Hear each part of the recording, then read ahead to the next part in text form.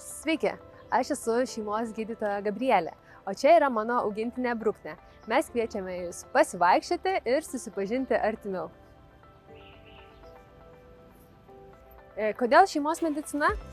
Manau, atsakymas ganėtinai banalus, kaip ir daugelis gydytojų pasirinkusių šią sritį, taip ir aš šiame darbe mėgstu bendrauti, mėgstu rūpintis kitais, man patinka būti kolektyvo dalimi ir manau, kad esu empatiška ir tiesiog myliu žmogų.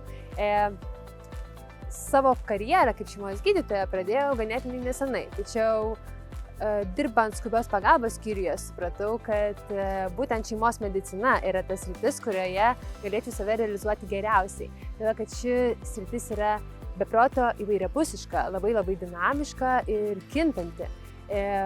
Vien dienos eigoje galima pakonsultuoti nuo pačių mažiausių naujagimių iki garbaus amžiaus sulaukusių senjorų.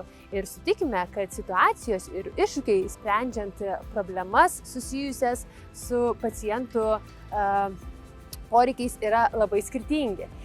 Taip pat šiame darbe mane labai žavi tęstinumas. Tai, kad su pacientais mes galime stebėti dinamiką, siekti progreso, aptarti sėkmes ir nesėkmes ir džiaugsmus.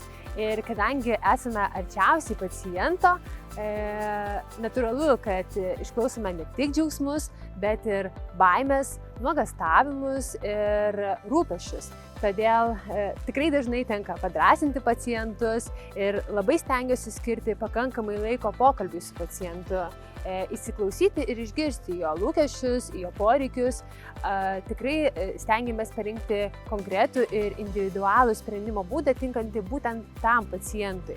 Ir iš tiesų, manau, kad šiame darbe svarbiausia yra tai, jog su pacientu būtume tarsi komanda, kurioje aš ir kiti šeimos gydytojo komandos nariai, kaip slaugytojos, kineziterapeutai ir kiti yra tik įrankis arba vedlys, norint pasiekti tam tikrą tikslą, o pacientas yra tikrasis ir pagrindinis veikėjas, kuriam tenka daugiausiai namų darbų.